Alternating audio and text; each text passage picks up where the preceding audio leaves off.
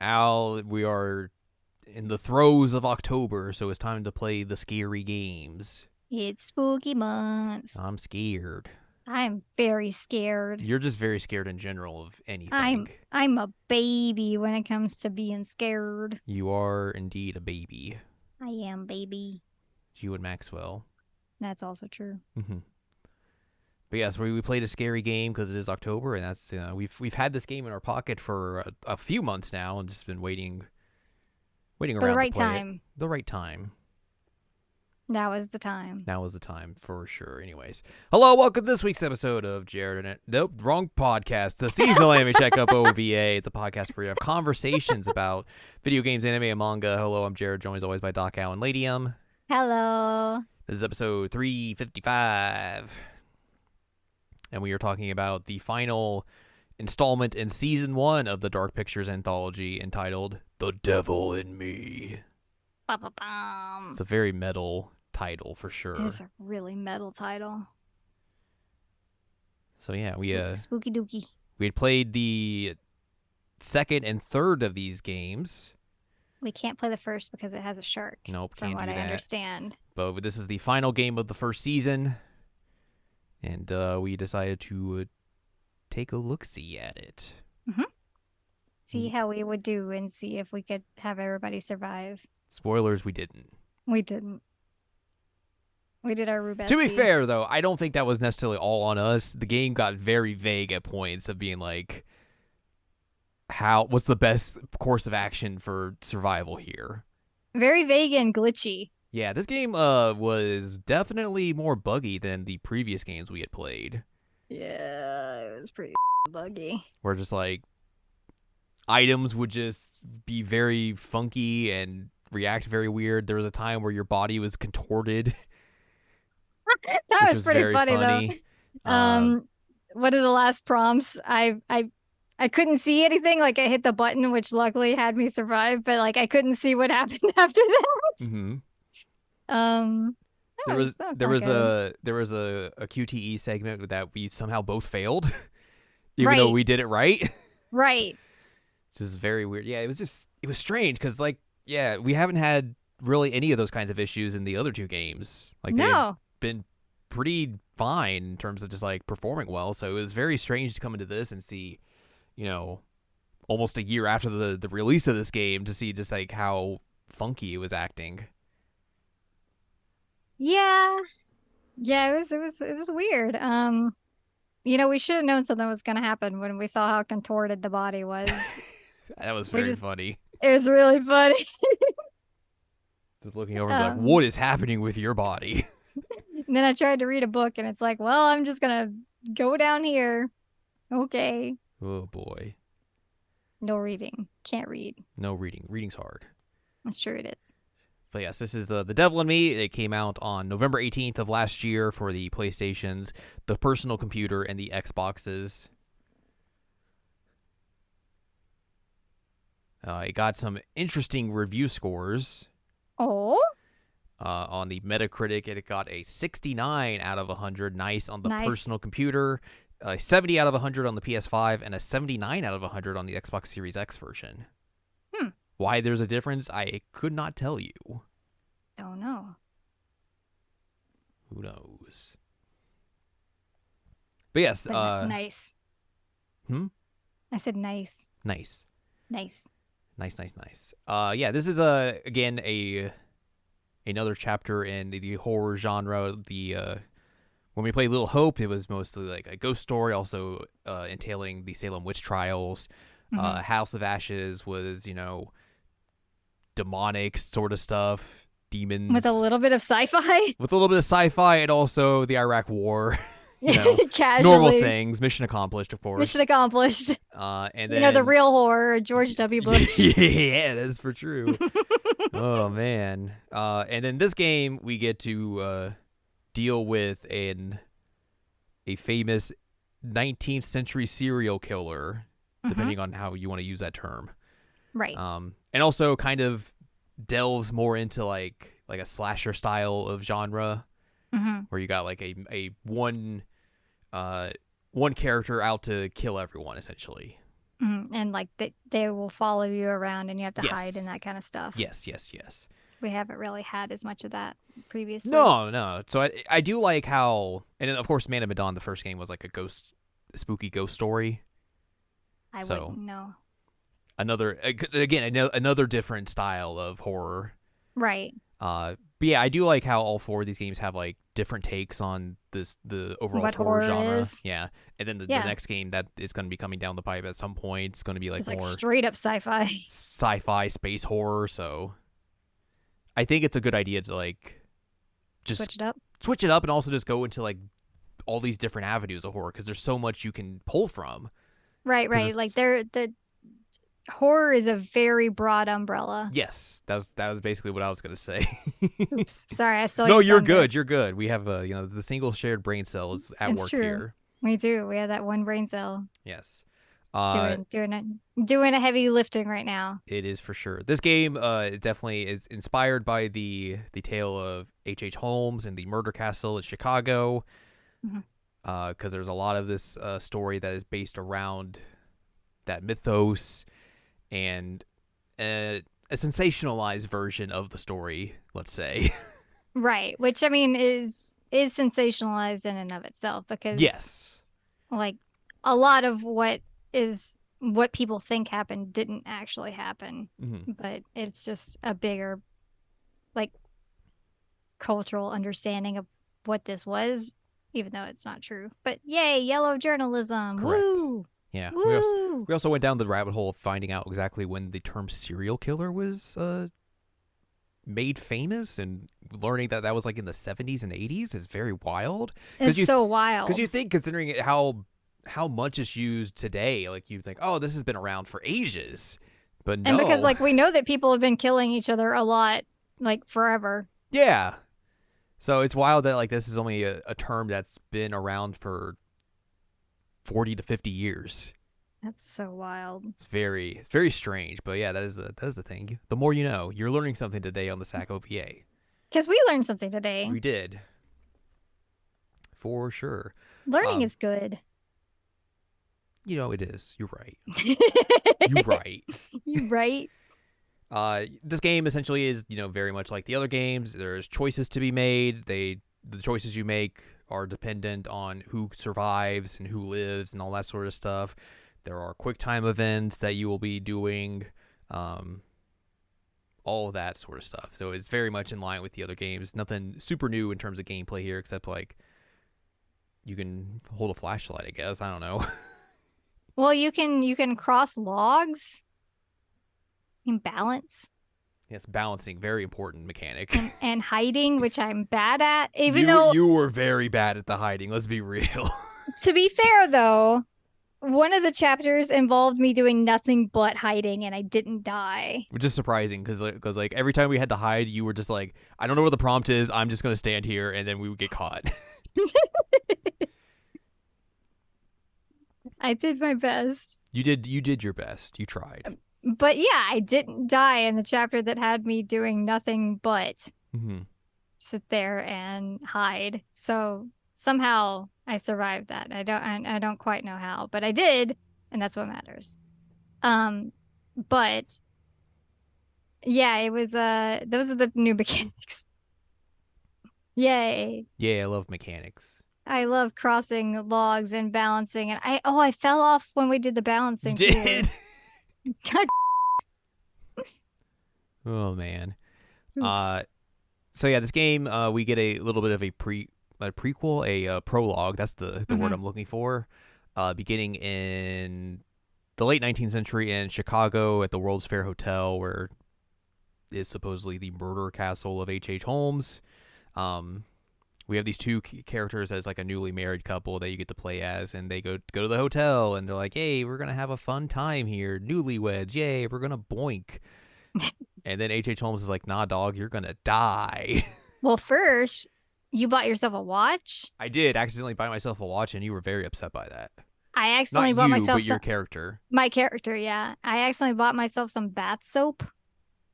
I thought I could look at all the things and then decide. And then it was like, no, you picked something up. This is yours now. You own this now. And I'm like, whether you like it or not. was like, oh, okay, well then. I like how your character is like, look at my watch. Doesn't it look great? I was like, you're just flaunting it. And you're just like, yeah, I guess. There was a choice for what if me you to had be gotten like, something for me?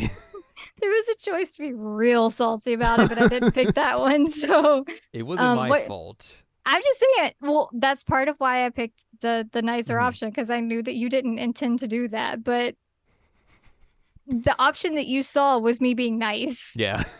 So I don't want to know what the other option sounded like. Just get real salty before you die. We're staying at this hotel. We're gonna pillow fight. Yay! Everything's fine. Yay! Everything is not fine. No. Your character like went downstairs or something. I don't remember what you were going for. And I was like, I'm gonna take a bath. And then I remember telling you like, there's a man in here. There's a man in the bathroom. And I'm just like running around like this floor is different, huh? And then then it gets to you screaming and you're like, ah. There was blood on the faucet, even though like they didn't really make it clear that it was blood. Spooky dooky. But yeah, there was a man in there and he slit my throat. He did, even though it looked like just like a paper cut on the model. It did look like a paper cut, but yeah, she was not having a good time. There was a lot of blood. I watched you bleed to death as you watched me suffocate from gas. Yay! But at least we got to be together, right? Yeah, separated by a window. Yay! We got a trophy for it. We did get. They watched themselves die or watch each other die. What a good way to have a honeymoon, right? That's how they all end up. Yeah, and then we get to see like the trial. For this of him being like, the devil is in me. I got the devil in me. You better put my body in some concrete. Which they did actually. They did actually. I did know that, and that is factual. And then they dug him up 6 years ago. I did not know that until today. But apparently he's remarkably preserved. Yeah. There you go. If you don't want to decompose your body when you die, bury yourself in concrete. Now I know. Knowing is what I should do. I should put myself in concrete right now. No, don't do that. That's bad. That's bad. No concrete. No concrete. But I don't have a sweet mustache to show off to people when I'm a corpse. True. Unfortunate. You know, that's a bummer. If only you had that. I mean, I have adhesive ones, but I don't think that really counts. I don't think those are. It's not gonna be as impressive because someone could just rip that off of your face and be like, "Oh." Right. They're not gonna be like, "Oh man, what a remarkably preserved adhesive mustache." Maybe someone would. I would hope so. Historians would be so confused, or not even historians. Archaeologists would be confused if they dug me up and they're like, "Why is there an adhesive mustache on this lady?" My corpse is just like, you know why. You have a sign you're holding that says you know why. You know why. Oh man. Anyway, but yeah, the whole like concept of this was like big scary murder castle. Mm-hmm. And I mean, the whole idea of the murder castle is horrifying, even though it's not actually true. Scary. Scary. We get then we move in the future. Yes, we get to that. We warp to 2022, and we get our 5 main characters, who are basically a crew who make this documentary series called Architects of Murder. And they get a tip about some dude who's like got a bunch of H.H. Holmes stuff because, hey, they're covering H.H. Holmes. What a surprise. And it seems like their series is struggling. Mm-hmm. So they're going to go to this very random person's house that has all this memorabilia and stuff. Definitely not shady or anything. No, like this man calls and he's like, "Hey, I have a replica of the murder castle and you can come and I will bring a car to you and all you have to do is show up. Also, you can't take your phone. Put that away." Also, you can only record things that I want you to record. Right. And I can't be in any of the shots. Yep. And it's like on an island off of Lake Michigan. It's very, very secluded. Mm-hmm. So just out in the middle of nowhere. Although somebody calls it the sea at one point, and I was like, that's not. No, they call it the ocean. Oh, the ocean. Sorry, you're right. They call it the ocean. We're both like, that's Lake Michigan. That is the opposite of the ocean. That is the opposite of the ocean. That is Lake Michigan. What are you talking about, my guy? Yeah, we have 5 people as we normally do. Mm-hmm. We do got 5 people. We got Kate, who's the host. We have Charles, who's the guy in charge of the company. Mark is a cameraman. Jamie does audio and other stuff. Lighting. There you go. And then Aaron's the sound engineer and also an intern. Our 5 bumbling characters that we were tasked with keeping alive. Did we keep them all alive? No. We tried. That's all we can say. That is for sure. The game was going against us. It's true. It's not our fault. Mm-hmm. But yeah, you get to this murder house, and everything's totally fine. You get to go to your rooms. You're gonna have dinner later, and then oh no, everything's getting locked down and scary, and no one's here, and oh no, someone's out to get us. Ah. Oh, and Jamie sees the guy who was saying he was Dumet and his daughter just leave the island on a boat. Very frantically. And Jamie's like, "Oh, huh. I don't think he's coming to dinner." And there's a random dude in like a yellow raincoat just wandering about as a groundskeeper, and definitely not super shady or anything. Nah. I'm sure he's fine. And then we find there's a dude running around with a H.H. Holmes mask and the whole get up and just trying to kill everyone. Very normal behavior. Very normal behavior. This of course leads to you getting all separated at times and all that sort of stuff, as you normally would in a scary film. Mm-hmm. Scary story. Mm-hmm. So you got to work together at times to help each other out and help each other get out of these bad situations. Although some of us don't necessarily get out of these bad situations.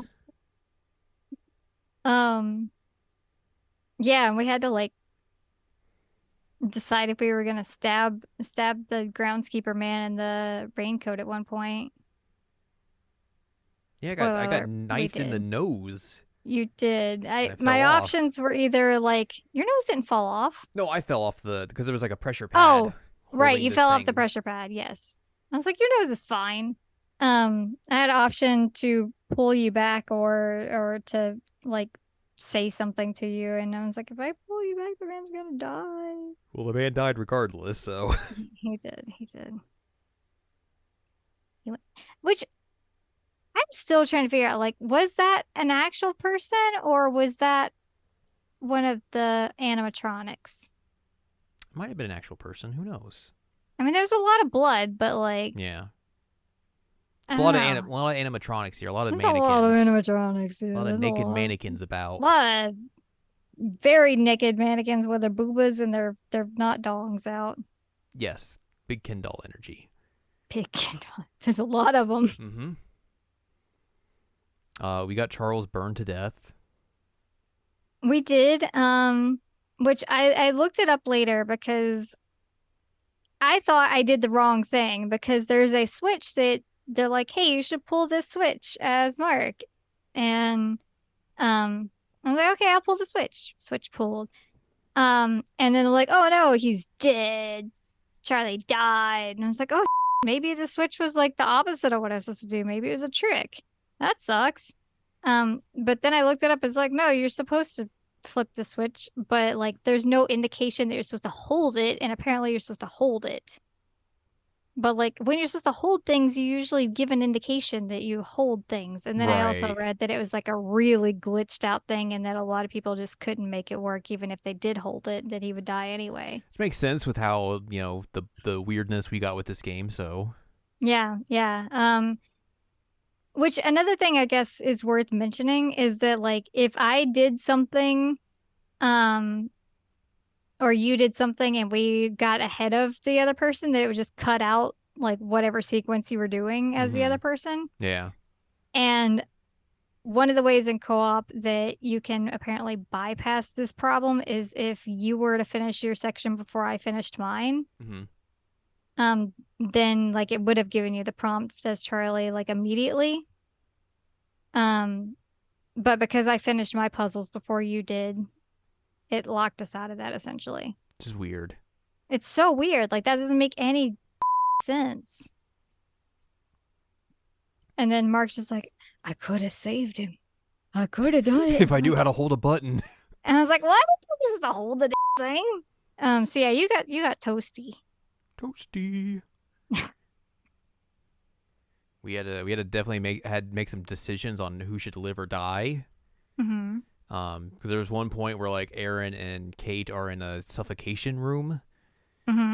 And we chose Aaron because Aaron was nicer.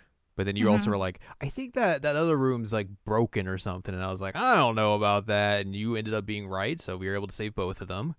The pressure or the air pressure things yes. weren't going at the same rate. So I was like, there's a leak in that one. And I mean, it was subtle, but I kept seeing it. And I was like, there's something here because there's got to be a way to save them both. You can't just like have one of them guaranteed to die. That's cheap. Yeah. So yeah, we were like, Aaron, you live, and then Mark's able to like bonk his way through the glass somehow, even though he was like barely touching it. Yeah. And save Kate. So we did that. They lived. We got to go through the whole like operations center of this building where you see like how the magic's made, where like all these buttons are set up to like bring walls in and change settings in the entire house and all that sort of stuff. Which led to, there was a sequence where like you were the bait and we were trying to trap the dude, and I had to like hit the buttons at the right time to trap him in order to save you. And at one point we thought we messed up because I was like, you just gotta drop it. And I like barely made it. But I made it, and that's what matters. You did make it, and then we had Jamie and Kate get caught in a room where like there was a sliding glass wall coming to one of them. You had to decide who's going to get squished. And we thought we screwed it up. Yeah. Well, they made it look like we did. Yeah, but then it's like, oh, you just stick a screwdriver in between, and then the glass will break, and you're free. Yay. I mean, the game really made it look like we f***ed up because, like, we even got the curator who's like, oh, what a terrible way to die. And we're like, oh, God, dang it. What did we do? God, that man's got a dumpy. So we were bummed out because, like, Jamie's better than Kate. It's true. But then it's like, oh, look, everything's fine. And I looked it up later, and if I had hit that button, you would have died. If I had had the screwdriver, I would have been fine. Correct. The only way that we would have survived that, besides how we did it, was if I had hit that button and you had the screwdriver instead of me having the screwdriver. But I was going after H.H. Holmes, man. I was not going to go without a screwdriver. No, you made the right choice. I was like, nope, I gotta go over there. I'm scared. I'm a baby. It was very funny watching you run around these sections in the security cameras because you were like walking very slowly. Because you're like, I'm scared. It's just like your character's going like slow as possible along these security camera feeds. Oh, it was very good.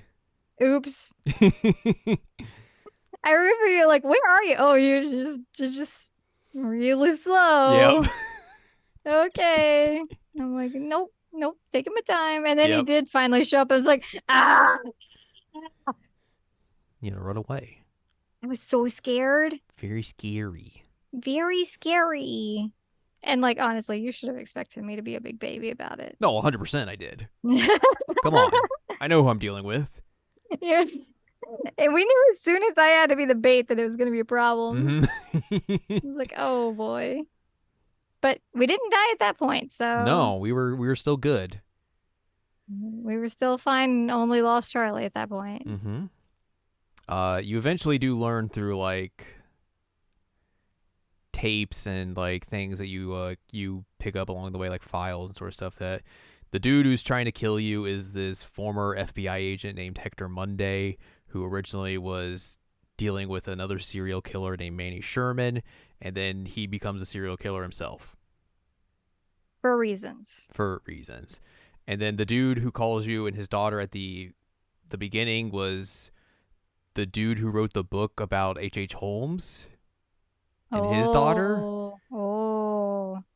And they were previously a group of people who got stuck in this house.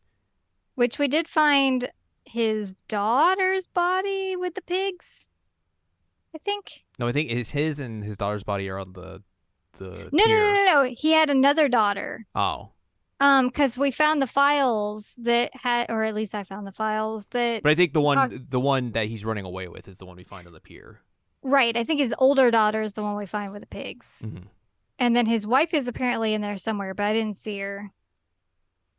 So that must have been a you thing. Maybe, I don't know. It's a lady with her eyes taken out. Ouchie. Did you see that? I don't think I did. Oh. But I don't remember. Well then. But yeah, his wife and his other daughter are dead. Oh, and his brother as well. But I forgot which body his brother was. His brother.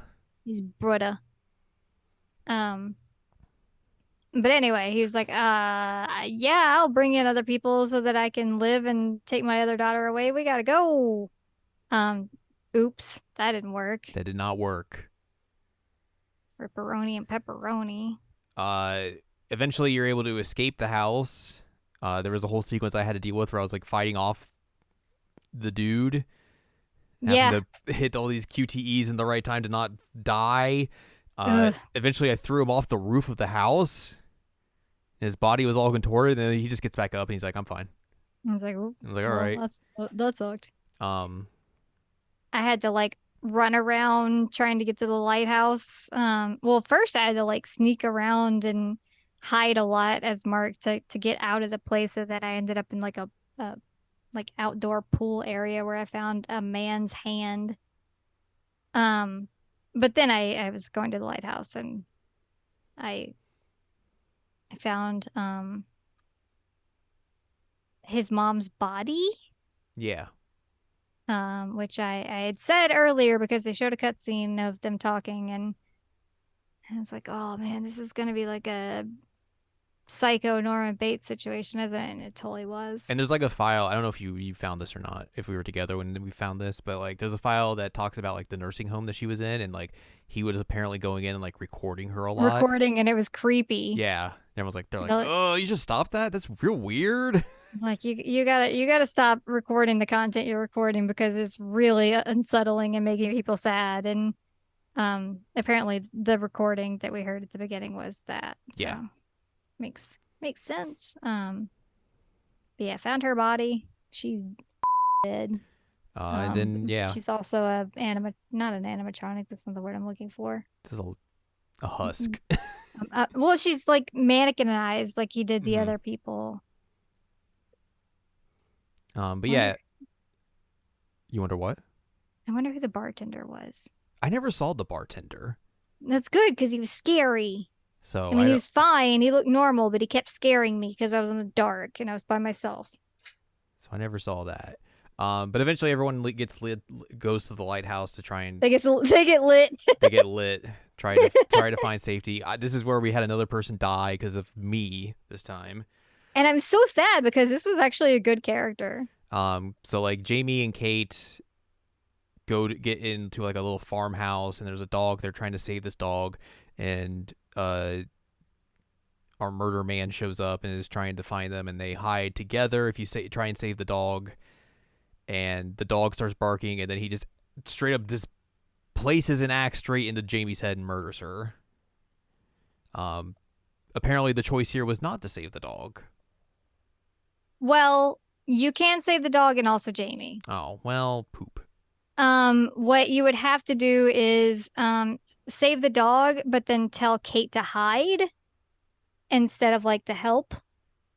And if Kate hides, then she like jumps out and like scares not H.H. Holmes, man. Nahone. And everybody survives. Nahone. Well, so it was just a choice of yeah, like that's what triggered it. So yeah, you can have the dog live and also Jamie live, but I failed there. well, I mean, I failed with holding down a switch, so True. I got one, you got one. One for one. One for one. Um, I would have felt bad if I was the only one that caused a death. Wikipedia has like some of the other endings here, so we can go through those Cool. real quick. Go to the lighthouse, signal for help. What happens next is determined by player choice. Ooh. If Kate and Mark are the only survivors and are captured by Dumet, he shows them a video of Morello explaining his modus operandi of baiting groups to the island and instructs Mark to pose as Dumet and lure the next group to the island in exchange for their freedom, lest they die from their trap. Oh. Whether Mark complies or refuses, Dumet has him and Kate killed. Oh, which I guess makes sense because we saw that Dumet that wasn't actually Dumet and his daughter died. Mm-hmm. So we know for a fact that if you make the agreement and still like try and get off, that he kills you. So it makes sense that Mark and Kate would die. Otherwise, I guess we should have mentioned they were like a kind of thing. A thing. Kind of a thing. Apparently, we didn't rekindle the romance somehow, but it is a thing you can do. Yes. Otherwise, a policeman arrives on the island to search for the survivors, only for Dumet to promptly kill him because he cuts his hand off and then axes him in the gut. Yeah, he had to ask him a question. Yes, he did. And he definitely asked him a question. True. But yeah, that man just loses that hand, and he's like, "Huh?" Like, uh-oh. No. This and then was I painful. tried to get his gun, but that didn't work, and I got pepper spray instead. You did, which worked. It worked. I used it later. Mm-hmm. The survivors attempt to escape the island by boat, but Dumet sneaks on board for a final showdown. I still don't understand how he got on. He's a good swimmer. Apparently. Or he hung on. He grabbed onto the boat. It was like, meow. So you gotta fend him off, and eventually you like wrap him up in the anchor. You go anchors away, and you drop him, and he gets supposedly into the propeller. The propeller. Thank you. I mean, there's a lot of blood that follows after him. And then we gotta jump off the boat before it runs into a rock and explodes. Also, the dog was with us. The dog was with us. Yes. I think it went off when Aaron went off the boat. Maybe. I think it was Aaron, then dog. But yeah, this was where the prompt stuck. Like we were supposed to jump off the boat, and I hit X, and it did the confirm sound, but then I didn't actually see what happened afterwards. Yeah, you were like, "Oh, it froze." And I was like, "Are you good?" You're like telling me what's going on. I'm like, okay, glad we lived. Yeah, and then the end sees us go to swim to shore. There's a dude in a truck who's driving all the way from Fort Wayne. And he's like, these weirdos were in the middle of the street. I don't know why. I mean, he's driving in Indiana, through Indiana. He's going to have a southern accent, maybe. Who knows? Yeah. He's eating like, some chips. He calls the cops and is like, yeah, these guys were just hanging out on the road. And they were like, yeah, there's some bad things over at that house over there. You should probably go investigate it. I still don't understand how they all swam. Like, isn't Lake Michigan pretty big? I guess it depends on how far that house is. That island is, and then like how far they got out on the boat. True. And how good of swimmers they are, I guess. Yeah. I guess they're all very good swimmers, including the dog. Yeah. And then you get like an epilogue scene where like these kids are watching it on the news and like, whoa, we just won a trip to a cool hotel. Whoa. They want all 5 of us to go. Yeah. And then you see on the beach the Holmes mask, and then there's a hand that goes and picks it up. I don't know how he lived. How does Freddy or Jason live through those movies? You're right. I mean, it definitely goes with the slasher film trope. Yeah, so the cycle continues. But at least whose dog was that? What the dog doing? What the dog do? Don't know. Is it Dumet's dog? I don't Is this a think serial killer? so. Did we steal a serial killer's dog? I doubt it, because like the dog didn't seem too fond of this dude, so No, the dog's like, man, screw you. Probably maybe it was like one of the people one of the groups that came. They just brought a dog with them. Maybe. And the dog's like, help me. Shrug. The funny thing about the dog was that I think its name was like Connie or something like that. But because you finished your sequence before I finished my sequence at the lighthouse, I didn't really get to do anything, but I apparently had met the dog as Mark because he's like, Connie, how are you? And I'm like, I think you saw the dog at one point, but that was it. I saw the dog, but I didn't talk to it. But he like knew the dog's name, and I'm like, huh? Yeah. You're like, wait, I haven't met this dog. What are you talking about? So apparently I missed a scene where he found out the name of the dog. There you go. Because you beat the maze before I beat the lighthouse. Yeah. So that was kind of funny. I was like, what? What the dog doing? Getting on a boat. Bork. He's on a boat. He's on a boat. Or she's on a boat. I don't know if it's a girl dog Dog's or a boy on a dog. boat. Dog's on a boat. But yeah, that's how the game is. I was surprised there wasn't like any like more follow up with the characters like there had been in the other games. Yeah. It was kind of just like, that's it. It's over. Like we assume Mark is gonna go do his like Brooklyn studio thing. Because he talks about that, yeah. Yeah. I don't know what Kate's gonna do. Aaron's just sad. Aaron's sad because if Jamie had lived, they were gonna be in a relationship. And the dog's there. And the dog's there.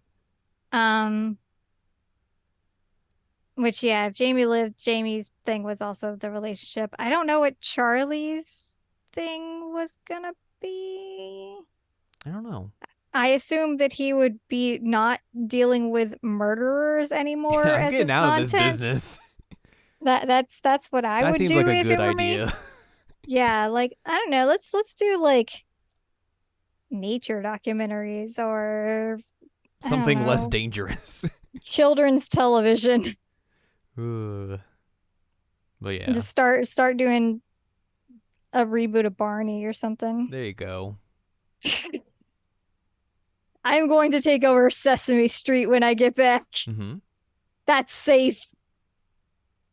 But yeah, he didn't make it, so we don't know. We do not know. No. Nope. Nope. But we do get a trailer for the next game, the first game of Season 2, which is called Directive 8020, which is set in the throes of outer space.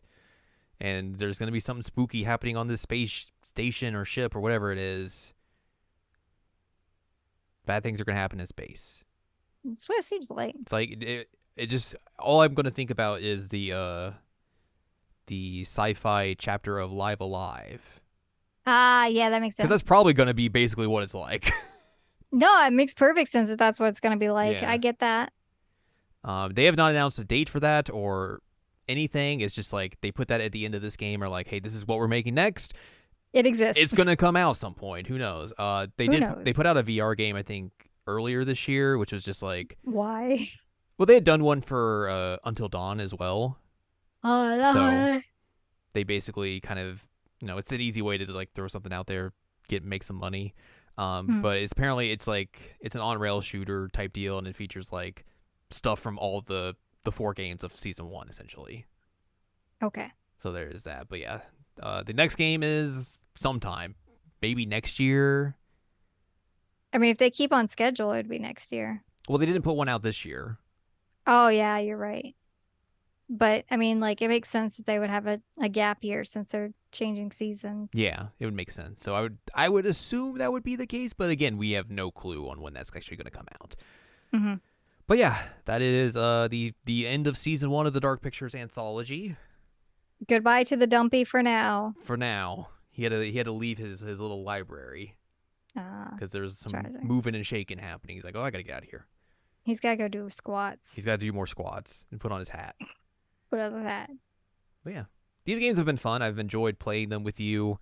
They're good, goofy little things to do in October for sure. I feel like I have to mention what happened earlier with my mom because it was really funny. Yeah. So I was telling mom that we played this, and she knows that I'm not like a big spooky person. I was like, yeah, we played it and we had 3 out of 5 survive. That's pretty good. And mom's like, that's not pretty good. That's actually really bad. 2 people died. I was like, oh right. Thanks, mom. Yeah, apparently, according to my mom, we did not do well. But I was proud of us that we only had 2 die. Hey, we haven't had more than 2 die yet, so. Nope. That's our current stance. I suppose we've done better. We had 1 die and little hope, but we haven't done worse than 2. Mm-hmm. So hopefully we can stick to that. Let's hope. Will there be a game that we keep everybody alive? Fingers crossed. Probably not. Probably not. I mean, it's hard to keep people alive in these games. They're just determined to die. Yeah, it's been a lot of fun playing them. I like I just said, I'm not a big spooky person. I get very scared very, very, very easily. Mm-hmm. But it's always fun playing with you and us like goofing around while I'm inching my way through areas because I'm being the bait. Mm-hmm. It's like, well, there goes Al, like a snail. She'll make it there eventually. Slowly but surely.